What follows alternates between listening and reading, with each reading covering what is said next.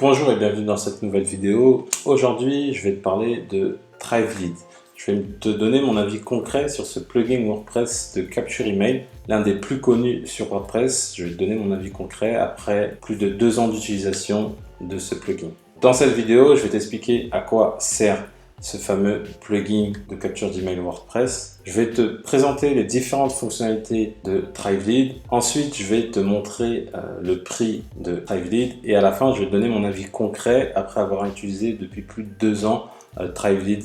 Alors, très concrètement, ThriveLead, c'est un plugin qui sert à capturer des emails sur un blog WordPress. Donc, grâce à ce plugin-là, tu vas pouvoir créer des formulaires que tu vas pouvoir afficher un peu partout sur ton blog qui vont t'aider à capturer encore plus d'emails. En quoi ce plugin-là il est intéressant, c'est comme tu vas le voir, je vais te montrer après directement concrètement à quoi ressemble ThriveLead via directement mon interface sur WordPress, mais tu vas te rendre compte là rapidement que ThriveLead ça te permet de faire pas mal de choses.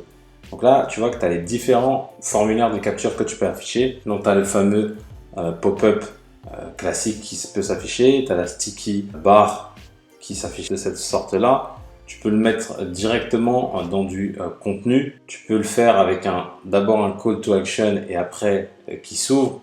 Donc ça, c'est vraiment, honnêtement, jusqu'à maintenant, en ayant essayé pas mal de plugins de capture d'email, il n'y a pas un plugin qui est aussi complet que ça. Là, tu as le fameux slide-in. Donc ça, c'est intéressant si tu es sur mobile, parce que ça te permet d'afficher juste sur une partie du mobile et pas sur la totalité du mobile. Tu peux mettre un formulaire de capture dans la partie sidebar, donc dans les widgets, et tu peux également ajouter ce qu'on appelle un screen filer overlay, donc qui s'affiche vraiment sur la totalité de la page. Là, tu peux clairement, avec cette fonctionnalité, cacher du contenu, et en fait, la personne, pour qu'elle puisse voir ce fameux contenu, elle va devoir rentrer son adresse mail. Donc, imaginons que tu veuilles, par exemple, lui proposer un fichier en téléchargement. Pour qu'elle puisse télécharger ce fameux fichier, elle va devoir rentrer son adresse mail. Là, tu as le scroll mat donc, qui affiche directement sur la partie totale de la page. Et tu as la partie également du pop-up en 2 étapes qui marche très bien avec le fameux oui, non. Donc s'il met oui, il va sur la 2e étape et il peut rentrer son adresse mail. S'il met non, le pop-up se ferme. Donc je vais te montrer concrètement à quoi ça ressemble ThriveLead. Alors là, je suis sur mon interface ThriveLead. Donc tu as différents éléments. Honnêtement, pour être transparent avec toi, au départ, pour comprendre comment ça fonctionne, ça prend un peu de temps. Mais une fois que tu as compris un peu le principe, ça va très très vite. Alors, tu as 3 différents types de formulaires de capture. Tu as les lead group, les lead shortcode et les Thrivebox. Alors, je vais t'expliquer concrètement à quoi servent les 3 types. Alors, tout ce qui est lead group, c'est tout ce qui est formulaire classique, donc les pop-up, tout ce qui est ribbon. Enfin, vraiment, ce qui va s'afficher de manière classique, c'est ce qu'on appelle les lead groups. Donc, pour en ajouter un nouveau, c'est ici. Je vais te montrer juste après. Et tout ce qui est lead shortcode, c'est par exemple si tu veux cacher du contenu. Par exemple, tu veux donc mettre en place le content locker. Là, tu vas pouvoir mettre un lead shortcode. C'est-à-dire que en mettant donc ce shortcode dans ton contenu, donc d'un endroit A à un endroit B de ton contenu, tu vas cacher ce contenu-là et la personne, elle n'aura pas d'autre choix que d'ajouter son adresse mail pour pouvoir avoir accès au fameux contenu. Et là, Thrivebox, c'est donc celui qui est en 2 étapes, c'est-à-dire que tu vas mettre, par exemple, sur cliquez ici ou inscrivez-vous à la newsletter, peu importe, tu vas mettre entre ce texte-là, tu vas mettre donc ton fameux code qui est ici présent et en fait, quand la personne va cliquer sur ce bouton-là, ça va afficher le pop-up.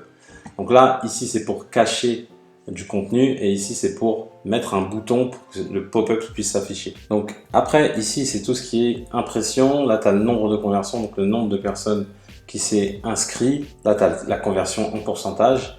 Là, c'est si tu veux afficher sur ordinateur et là, c'est si tu veux afficher sur mobile. Donc, on va en créer un pour que tu vois à quoi ça ressemble. Alors, quand tu crées un sous-groupe, donc là, c'est des sous-groupes, tu vois. Là, tu as plusieurs groupes, là, c'est des sous-groupes. Tu vas aller ici. Donc là, tu peux directement sauvegarder une option que tu avais déjà configurée. Mais en fait, ici, tu vas dire tout simplement là où tu vas afficher ta page. Donc là, en sélectionnant, par exemple, des catégories, un post, une page, tu vas pouvoir dire que cet élément-là va s'afficher uniquement sur telle catégorie, telle page, tel post. Et ça va te permettre de pouvoir segmenter vraiment ton audience. Tu veux mettre un pop-up sur une page de capture, par exemple, tu vas pouvoir le faire en sélectionnant la page directement. À l'inverse, ici, tu peux faire ce qu'on appelle une exclusion. C'est-à-dire que À l'inverse, bah, tu vas dire que telle page ne doit pas voir ce formulaire de capture. Donc tu vas pouvoir exclure. Donc d'un côté, tu as l'exclusion et d'un autre, tu as l'affichage. Et si tu veux sauvegarder ton template, bah, tu peux le sauvegarder ici. Donc voilà, là tu as configuré. Ici, c'est vraiment l'affichage. Ici, mon sous-groupe test, je vais l'afficher uniquement sur telle ou telle page. Et ici, du coup, bah, tu vas créer une forme, donc un formulaire. Là, comme je te disais, tu as différents formulaires. Donc une contente, lightbox, Ribbon, post footer, screen feeder, scroll mat, widget. Donc on va prendre par exemple celui-ci. Donc là, il s'affiche ici. Et maintenant, ce que tu vas faire, c'est que tu vas mettre, si tu veux qu'il s'affiche sur ordinateur, donc tu vas sélectionner. Ah non, dans un premier temps, je dois déjà créer la forme. Donc je vais te montrer ça. Donc là, tu cliques ici et tu cliques sur Create Form. Tu peux mettre le nom que tu veux. Test, ok. Ça, on va pas aller dans les détails, mais tu as compris l'idée. Et donc là, c'est trigger, c'est comment il va s'afficher. Et là, pour le coup, c'est s'affiche immédiatement dès que la page se charge. Donc tu as différents triggers, donc, après une certaine période, après dès qu'il va pour fermer la page, ça c'est top. Pour recibler tes internautes qui vont quitter ton site, sachant que 80% des gens qui quittent ton site ne reviendront plus sur ton site, donc ça permet de les recibler après par email. Donc, on va mettre par exemple celui-ci. Là, ils te disent, bah, sur mobile, on ne sait pas quand il va partir. Donc, tu peux mettre du temps. Donc là, on sélectionne. Donc là, tu peux mettre, voilà, là, 14 secondes, 30, 26 secondes. Voilà.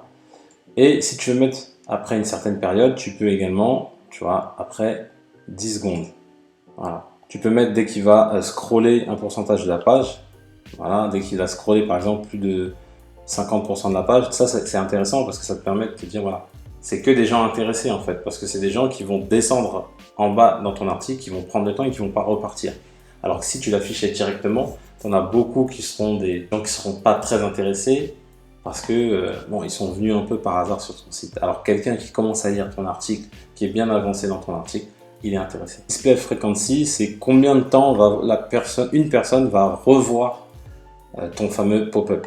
Donc là, c'est tous les 7 jours, c'est-à-dire que la personne qui va revenir, tous les 7 jours, elle va revoir ton pop-up si, bien évidemment, elle ne s'est pas inscrite. Et là, c'est l'animation, c'est comment va s'afficher le pop-up. Donc là, c'est en zoom. Donc là, tu as Edit Design, et là, tu vas vraiment te rendre compte de la force de ThriveLead, parce que là, tout est mâché grâce au glisser-déposer. Tu vas voir que c'est très, très, très simple. En plus de ça, du glisser-déposer, tu as des templates qui sont déjà faits, où là, tu as juste à modifier le texte. Donc là, dès que tu arrives, tu as des templates qui sont déjà conçus, comme je te disais. Soit c'est des templates que tu as sauvegardés, donc des formes que tu avais déjà faites, que tu as sauvegardées et que tu peux reprendre directement. Soit c'est des modèles qui sont déjà faits. Donc là, tu as plein de modèles et tu peux partir de tous ces modèles-là pour créer ton formulaire. Donc là, on va prendre par exemple celui-là, Choose Template. Et là, comme tu peux t'en rendre compte, on peut tout modifier. Ok, test. Ici, si je veux modifier ici, je peux modifier la couleur ici. Hop, appli. Voilà, ça m'a changé la couleur. Si je veux mettre plus grand, je peux. Voilà, je peux vraiment tout mettre. Et ici, si je veux rajouter des éléments, tu en as plein ici. Donc tu peux rajouter du texte, images, des colonnes, un bouton. Là, tu peux rajouter de l'urgence avec le countdown. Voilà, tu peux rajouter plein d'éléments. Par exemple, on va rajouter celui-là. Hop. Voilà. Et ici, juste là, tu as les étapes. Donc l'étape 1 et l'étape 2, parce que ce type de formulaire, il est en 2 étapes. Et donc là, tu as la deuxième étape, et là, pareil, tu peux tout configurer. Et là, il faudra juste configurer ici, et tu as différentes connexions possibles avec différents autorépondeurs. Save and Preview. Donc là, quand tu sauvegardes, ça va t'afficher après le pop-up, pour que tu vois à quoi il ressemble, pour que tu vois que tout est OK. Une fois que c'est sauvegardé, tu peux donc fermer. Et voilà, ton pop-up, là, il va commencer à s'afficher. Et après, ce que tu peux faire également, qui est très intéressant, c'est ce qu'on appelle l'A/B testing. C'est-à-dire que tu vas tester 2 versions de ton formulaire. Donc une version avec peut-être un texte différent, une couleur différente ou un affichage différent. Enfin voilà. Et ce que tu vas faire, c'est que tout simplement, tu dupliques. Donc là, tu as clone. Et là, par exemple, au lieu de mettre display dès qu'il va scroller ton contenu, tu vas mettre l'affichage, par exemple, peut-être au bout d'une certaine période. Voilà. Et par exemple, on va mettre 30 secondes. Save. Et donc, grâce à ça, tu vas pouvoir tester la meilleure solution pour ton pop-up, en fait. La meilleure, ce qui va vraiment transformer le mieux. Est-ce que c'est cette configuration-là ou cette configuration-là? Donc après, tu mets Start AB Test. Donc là, tu vas mettre ce que c'est. Donc moi, je l'ai mis par rapport à la période. Je ne vais pas rentrer dans le détail, période. Et là, tu peux afficher en fait que s'il y a un gagnant, c'est celui qui va rester automatiquement. Bon, ça, on s'en fout. Hop, Start Test. Voilà, ton test, il est en cours. Et il va envoyer 50% ici, 50% là. Et comme ça, grâce à ça, tu vas voir celui qui transforme le mieux. Et celui qui transforme le mieux, ça sera le pop-up gagnant. Et ça va te permettre de te transformer toujours plus. On va retourner sur Thrive Leads. Donc ici, on est sur la configuration globale de Thrive Leads. Et donc, quand tu vas dans API Connexion, c'est là que tu vas pouvoir configurer via ton autorépondeur. Donc là, moi, par exemple, j'ai configuré Get Response. Mais quand on va aller voir, tu vois que tu peux sélectionner Active Campaign, Aweber, ConvertKit, Drip, Ipsos, Contact, enfin voilà, tu en as vraiment beaucoup, tout ce qui est logiciel de webinar, etc. Même Zapier. Alors, au niveau du prix, tu as 3 types de prix. Donc, tu as 3 packs. En gros, tu as un à 67 $, un à 97 $ et un à 147 $. Dans tous les cas, je te conseille de prendre ce pack-là à 97 $ parce que, en gros, là, tu as le droit de l'installer uniquement sur un seul site.